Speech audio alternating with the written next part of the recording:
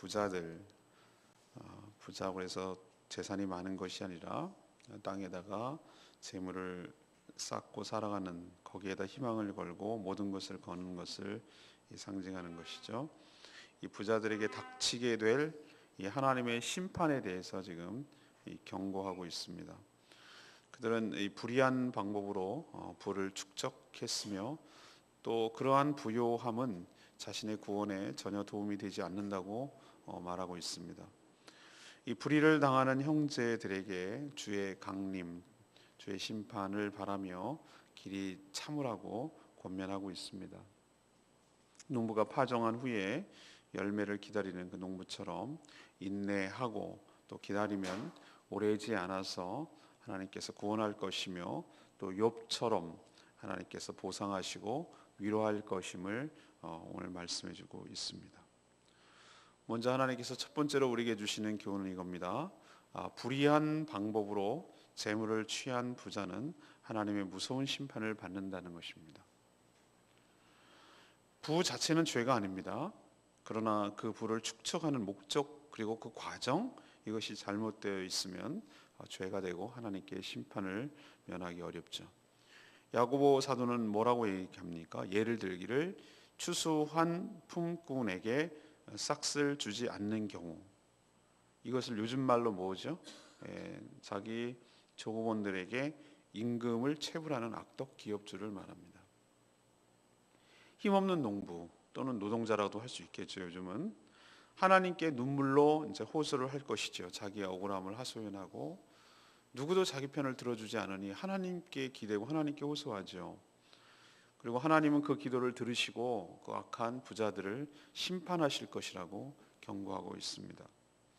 부자들은 심판당할 때 그가 고생을 하면서 울고 불고 그렇게 통곡하겠지만 그가 쌓아온 부요함이 그들의 심판과 멸망에 전혀 도움이 되지 않는다.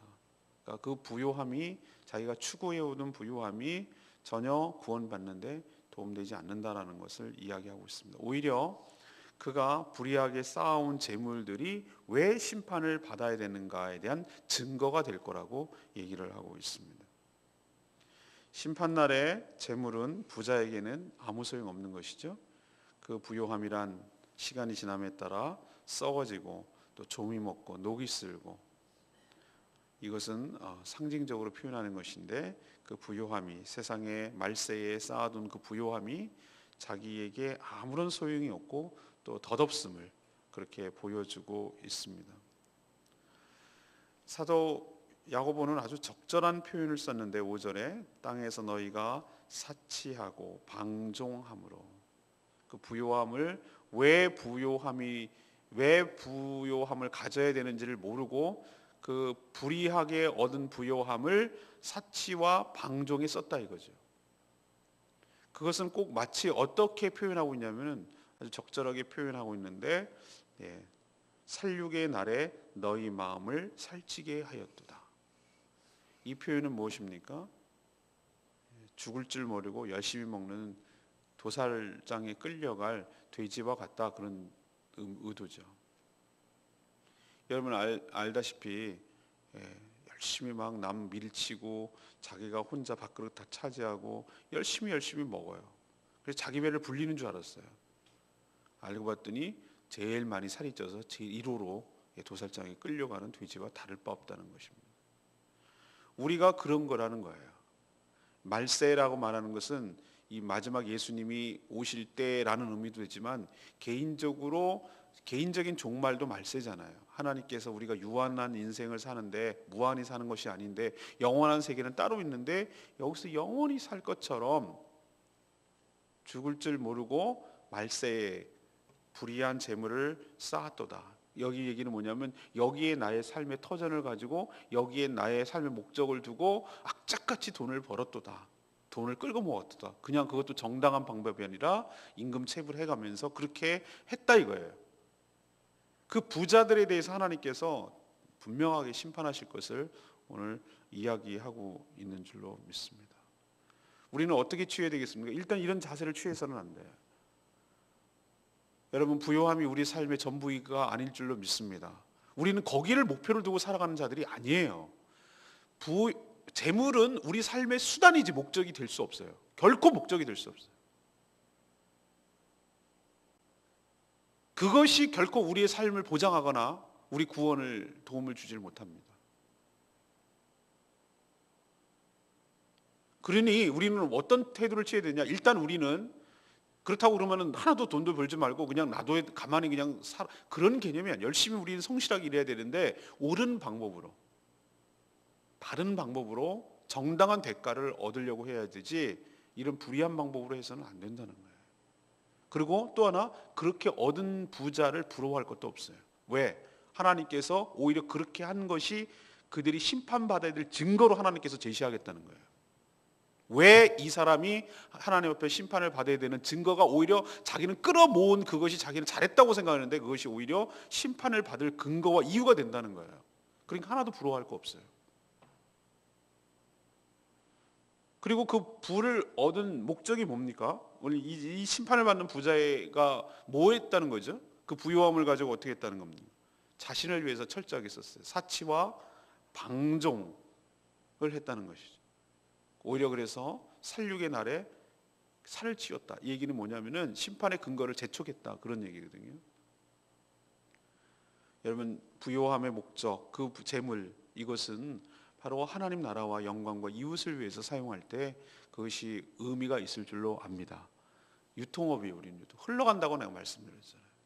하나님이 불을 주신 것을 독식하면 절대 썩어요. 고인물은 썩어요. 고인물은 반드시 썩습니다. 그러나 흘러가는 물은 썩지 않아요. 여러분도 여러분께 부요함의 근원은 여러분께 있는 것이 아닌 줄로 기억하시고, 하나님께 받은 것, 하나님의 목적에 합당하도록 쓰임을 받을 때 하나님께서 더 신선한 축복을 여러분 삶에 부어주실 줄로 믿습니다. 네, 그렇게 취하지 마시고 부러워하지 마시고. 두 번째는 5절에서 9절까지 말씀인데요, 주님의 강림과 심판이 있을 것을 믿고 인내해야 한다는 것입니다. 앞에서 불의한 방법으로 부를 취득하려는 가해자 입장에서, 부자 입장에서 경고하는 것이라면, 뒤에는 그것을 당하는 피해자 입장에서 어떻게 처신해야 될 것인가를 가르쳐주고 있습니다. 우선 그런 불의함을 당하면 대항하지 말라는 거예요. 그리고 형제들을 서로 원망하지 말라고 얘기하고 있습니다. 저는 이 말씀을 들을 때 굉장히 답답함을 느껴요. 처음에 딱 느낌이, 아니 그러면 일방적으로 당하란 말인가? 불의에 대해서 그냥 한가하지 않고 불의에 대해서 그냥 고스란히 당하란 말입니까? 그러나 우리 앞에서 했던 말 기억나십니까? 임금 체불 당해가지고 빈손으로 가는 그 사람이 가만히 있겠습니까? 어떻게 한다고 그랬죠? 하나님께 뭐 한다고 그랬어요? 호소한다고 그랬잖아요. 눈물로 호소한다고 그랬잖아요. 근데 하나님께서 그 기도를 들으신다고 그랬잖아요. 그러면 우리는 어떻게 해야 되냐면은, 똑같이 니네도 나를 그렇게 해? 나도 나 방법대로 하지, 이런 식으로 소위 말해 곤져부린다는 거 있잖아요. 없는 사람들의 그 특징들 이렇게 나타나고 자기 할 게 없으니까 떼거리 부리고 막 이런 식으로 하는 것은 옳지 않다는 거예요. 그럼 어떻게 하라는 얘기나? 하나님께 호소하고 하나님께 울고불고 하나님께 매달려야 될 줄로 압니다. 이게 더 확실한 방법이거든요. 이게 바보 같은 방법 같아도 이게 뭐 어쨌다는 거야. 그래서 뭐가 나와? 라고 생각할지 모르는 게 믿음 없는 거예요. 하나님께서 우리의 억울한 기도를 들어주실 줄로 믿습니다. 이게 더 무섭다는 거 여러분 생각나세요? 이게 사실은 더 무서운 처방이에요. 무서운 하나님이 무섭도록 이렇게 행하는 방법이에요. 그리고 누군가를 원망하고 탓하지 말라고 오늘 성경에서 얘기를 하고 있어요. 왜? 원망하고 탓하고 그러면은 또 다른 죄를 짓는 것이기 때문에 그것으로 인해서 심판을 받을 수 있거든요. 자꾸 힘들고 어렵고 억울한 일 당하면 자꾸 누구 탓을 해. 누구 내 때문이야, 너 때문이야, 남편 잘못 만나서 그래, 아내 잘못 만나서 그래, 자식 잘못 둬서 그래, 부모 잘못 만나서 그래, 뭐 대통령 잘못 둬서 그래, 뭐 잘못, 계속 남 탓하고 이렇게 살거든요. 그렇게 하면 또 입술이 범죄하고 또 그것이 죄가 되는 것이. 그럼 어떻게 하라는 겁니까? 성도는 마치 농부가 파종 후 씨를 뿌리고 난 다음에 열매를 기다리는 심정으로, 심었다고 금방 열매를 얻는 건 아니잖아요. 한여름이 나와야 되잖아요. 뜨거운 태양빛이 거쳐가야 되잖아요. 무섭도록 내리는 비를 감수해야 되잖아요. 그런 모든 것들을 겪고 나서야 가을에 추수하잖아요. 그런 것처럼 열매를 기다리는 농부의 마음으로 길이 참고 인내해야 한다. 왜? 그 이유는 분명합니다. 주님의 강림이 가까웠기 때문에. 주님의 강림이란 무엇이죠? 주님이 다시 오신다는 의미죠. 주님의 재림을 의미합니다. 그러나 이것은 꼭 말세의 마지막에 우주적인 종말, 다시 말해서 예수 그리스도께서 재림하셔서 심판하실 것만은 의미하지 않습니다. 하나님께서 우리의 억울함을 들으시고 이 땅에 우리의 삶에 개입하셔서 그것을 심판하신다는 의미도 됩니다. 그러니 믿음으로 인내하며 주님의 처분에 기다려야 되죠. 오늘 야고보 사도는 뭐라고 그랬어요? 심판주께서 문 밖에 서 계신다. 이미 거의 임박했다, 그런 얘기죠. 그래서 하나님의 그 눈물의 호소를 들으시고 하나님의 때에 하나님의 방법으로 심판하신다는 의미가 여기에 내포되어 있습니다. 그러니 믿음으로 인내하고 주님께서 어떻게 처분을 내리실지 기다리는 것이 성도의 태도여야 할 줄로 믿습니다. 이거는 심판, 마지막 때 심판 때뿐만 아니라 일상을 살아가는 우리들, 지금 이 땅의 삶도 그러할 줄로 압니다. 하나님께 맡기십시오. 내가 원수 갚는 것이 내한테 있는 것이 아니라고 그랬어요. 하나님께 맡기시면 하나님께서 깔끔하게 하나님의 때 하나님의 방법으로 깔끔하게 처리해 주시고 여러분의 억울함과 여러분의 답답함을 해소하여 주실 줄로 믿습니다. 세 번째는 무엇인가? 9절에서 11절까지 믿음의 인내가 축복으로 결말날 것을 믿고 인내해야 합니다. 우리가 믿음으로 인내해야 하는 이유는 또 있어요. 첫 번째, 아까는 뭐라고 그랬습니까? 방금 전에는 하나님께서 그 억울함을 풀어주시고 심판하여 주실 것을 믿고 기다리라고 그랬죠. 인내하라고. 근데 또 다른 이유는 그거예요. 그 인내함의 끝이 축복으로 끝나기 때문에 그렇습니다. 성경에는 주님을 위하다가 환난과 핍박을 받은 사람들이 많이 나오죠. 그들은 모두 하나님 때문에 당하는 여러 고난을 믿음으로 잘 인내한 사람들입니다. 단순히 불편한 생활을 감수한 것이 아니라 목숨까지 바치는 순교도 많이 있었습니다. 그러나 그들은 누구를 원망하거나 누구를 배신하지 않았습니다. 그리고 그들은 모두 하나님 품에 안겼고 하나님은 그들의 눈물을 닦아주시며 그의 억울함을 풀어주시고 갚아주실 것을 약속하셨습니다. 욥을 보십시오. 야고보 사도는 욥의 사례를 들고 있는데 욥은 무엇이죠? 원인도 모르죠. 이유도 몰라요. 알기라도 알면서 당하면 억울하지 않을 텐데 천상에서 무슨 일이 있었는지 자기는 모르는 거예요. 우리도 우리 고난과 우리의 어려움을 100% 다 이해합니까? 몰라요. 우리는 어떨 때 모르고 당할 때도 많이 있어요. 왜 이러지? 라고 할 때가 있어요. 근데 야고보서 우리 1장 기억하십니까? 첫 번째 지난주 수요일 날 했던 거, 우리도 여러 가지 시련이 닥쳐요. 믿는 자들도. 그것이 다 알고 당하는 겁니까? 그게 우리 욕심 때문에 왔는지를 살펴야 되는 것도 있지만 하나님께서 우리를 연단하기 위해서 우리에게 일시적인 어려움을 줄 때도 있거든요. 그걸 어떻게 해석을 하고 어떻게 이해를 하겠어요? 다 원인이 뭐라고 자꾸 따지려고 그러지 마세요. 그러나 그 믿음으로 잘 인내하고 하나님께서 이 뒤에 놀라운 축복을 주실 것을 믿고 인내한 자들에게 그 믿음대로 하나님께서 복을 주실 줄로 믿습니다. 제가 그랬잖아요. 감당할 만한 시험을 주시고 피할 길을 주시는 하나님이시라고. 그리고 그 끝은 욥처럼 큰 축복을 받는 것이죠. 끝까지 믿음으로 인내한 결과 욥이 어떻게 됐습니까? 처음보다 갑절의 축복을 다시 받게 되었죠. 그 물질적인 갑절의 축복만 있습니까? 하나님께서 하나님을 만나는 축복이 있었어요. 저는 욥기에서 가장 하이라이트는 하나님께서 더블로 축복하셨느니라 이렇게 말하는 대목이 아니라고 저는 생각해요. 언제 한번 욥기를 묵상할 날이 올지도 모르겠습니다만 저는 그게 아니고요. 진짜 이 욥의 축복은 뭔지 아세요? 전에는 제가 하나님을 듣기만 하였는데 듣는 하나님 정도였는데 이제는 내가 직접 눈으로 보았습니다. 그 얘기는 뭐냐면은 하나님이 더욱더 친밀해진 거예요. 그냥 상상 속의 하나님, 남의 하나님 그냥 있기는 있는데 믿기는 믿지만 그런 하나님인데 이제는 너무나 실감나게 생생하게 다가오시는 그 하나님을 경험한 거예요. 그렇게 고난은 잘 통과하고 나면 우리에게 상당한 유익이 있을 줄로 믿습니다. 우리의 믿음이 한 뼘씩 자라는 거예요. 흔들림이 없는 견고한 반석 같은 믿음이, 그런 흔들림, 비 온 뒤에 땅이 굳어진다고 인생의 시련과 어려움과 이런 고난을 잘 통과한 자만이 그런 축복이 따라오는 것이, 그걸 못 견디고 피하는 자는 아무것도 능력, 뭘 들 힘이 없어요. 힘을 키워야 되는데 힘이 없어. 조금만 어렵고 힘들어도 그냥 휙휙 쓰러지는 거예요. 우리가 이 기복 없이 이렇게 신앙이 가지 못하는 이유는 아직까지 믿음의 기반이 없다는 뜻이에요. 조금만 어렵고 조금만 힘들어도 막 흔들려요. 꾸준하고 일관되고 꿋꿋하게 이렇게 비가 오나 눈이 오나 흔들리지 않냐고 꾸준히 이렇게 가는 믿음, 이게 믿음이 견고한 것인데, 기분 따라 확 이렇게 한 것은 아직도 미숙하고 믿음의 기반이 연약하다는 뜻이에요. 그러나 그렇게 단단해지는 이유는 딱 한 가지밖에 없어요. 하나님께서 그를 훈련시키고 연단시키고, 군인처럼 그렇게 해서 하나님을 더욱더 깊숙이 체험하고, 버릴래야 버릴 수 없는, 안 믿을래야 안 믿을 수 없는 그 하나님을 생생하게 체험했기 때문에, 그리고 그 하나님께서 그 끝에 이 인내를 잘 통과하고 났을 때 주시는 그 놀라운 축복이 얼마나 큰지를 경험을 했기 때문에, 그렇기 때문에 이런 어려움이 와도 흔들리지 않고 믿음으로 나아갈 수 있는 것이 바로 거기에 있는 것이에요. 사랑하는 여러분, 믿음의 인내는 욥처럼 놀라운 축복이 여러분에게 있다는 것 기억하시길 바랍니다. 축복의 근거는 하나님께 있습니다. 하나님은 가장 오늘 표현대로 자비하시고 긍휼이 많으신 분이라고 이야기하고 있어요.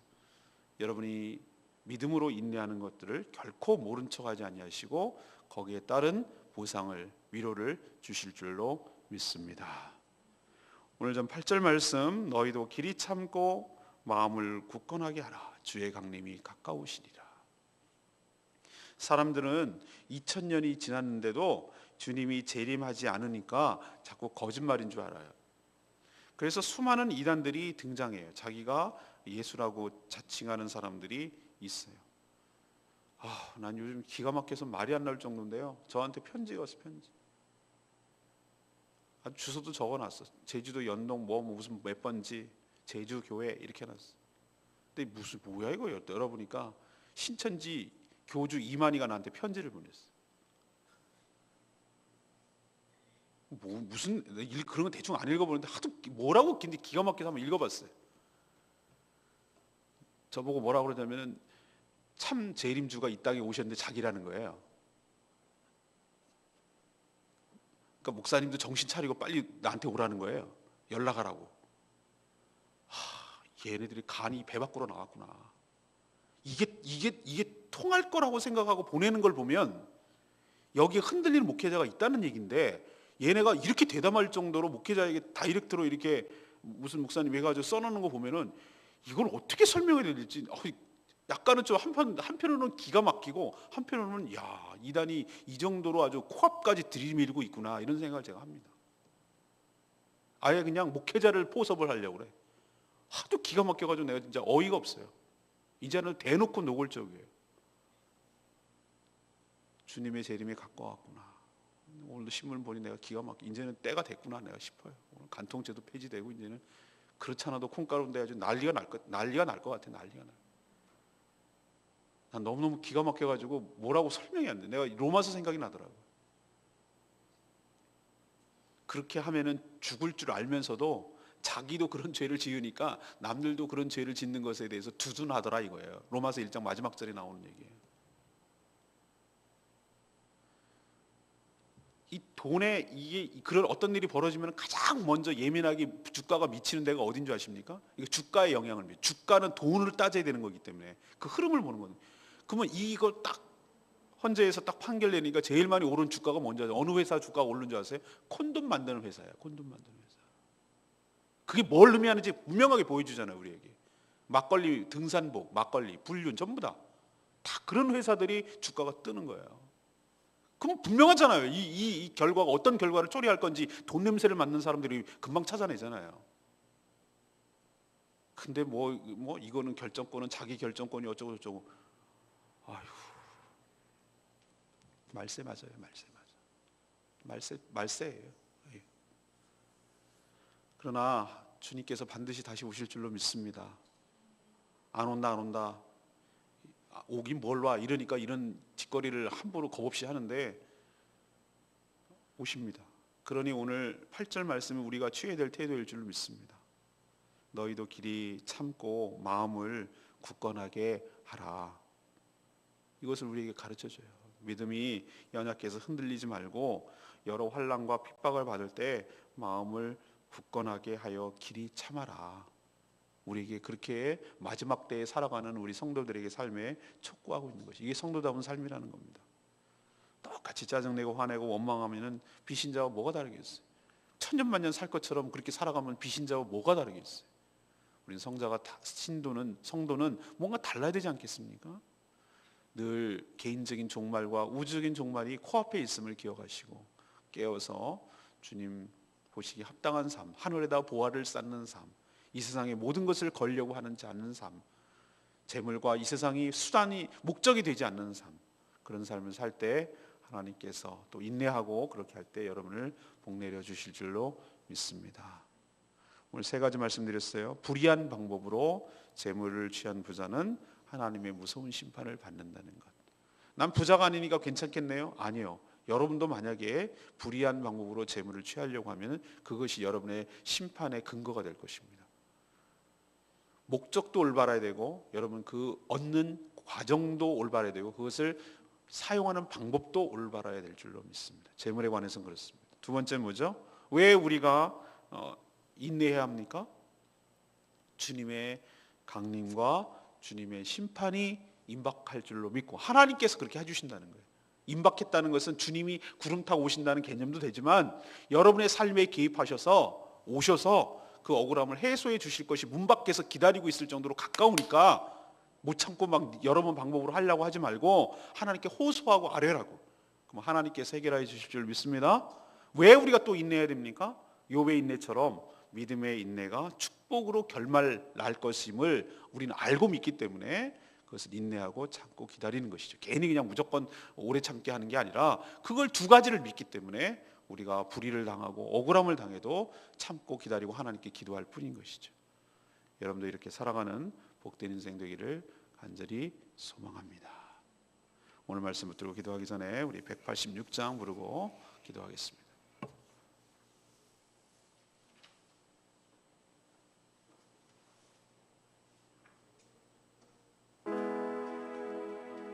마음이 상한 자를 그렇습니다. 주님, 억울하고 답답할 때 얼마나 많은지 몰라요. 주님, 저의 마음을 고쳐주시고 나의 빈 마음을 주님 채워주시옵소서.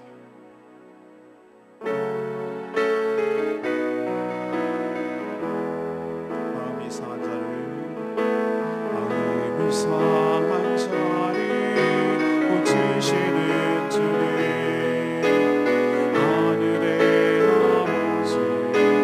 주관하소서. 주의 인도하사 자유케 하소서. 제 일을 행하사 누게 하소서. 의의 주님이고 목이 마르니 성령의 이름 부으소서.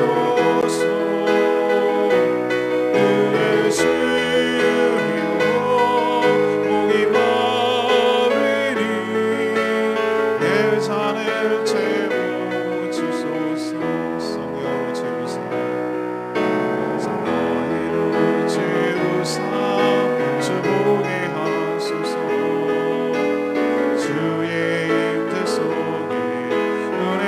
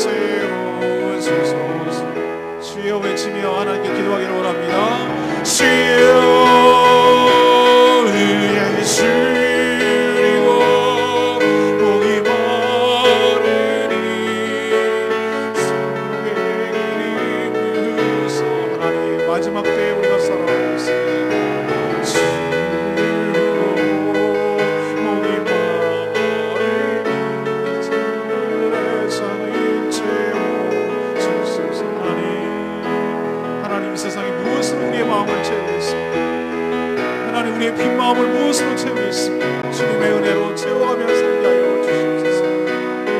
썩어지고 농이나고 없어질 것에 목숨 걸지 않게 하여 주시옵시고, 그것이 삶의 목적이 되지 않게 하여 주시옵시고, 하나님 불의로 재물을 쌓아서 그것이 오히려 심판의 근거로 되지 않도록 하나님 자기가 죽을 줄 모르고 계속 살쪄가고 자기가 부유함을 가지려고 하는, 그래서 사치와 방종을 일삼는 하나님 어리석에 빠지지 않게 하여 주시옵소서. 하나님 우리도 때로는 억울함을 당하고 때로는 답답함을 당하여도 하나님께서 우리를 책임져 주시고 우리의 모든 억울함을 해소하여 주실 것을 믿습니다. 그러니 하나님께 아뢰고 하나님께 기도할 뿐 하나님 뜻밖의 방법으로 의뢰하지 않게 하여 주시옵소서. 하나님 믿음의 인내가 축복으로 결란할 것을 우리가 믿기 때문에 이 인내를 하며 참고 있는 줄로 믿사오니 하나님 우리의 억울한 눈물을 닦아주시옵시고 우리의 억울함을 실현하여 주시옵시고 하나님 자비와 긍휼을 우리 삶에 베풀어 주시옵소서. 하나님 오늘도 주님의 은혜로 살기를 원합니다.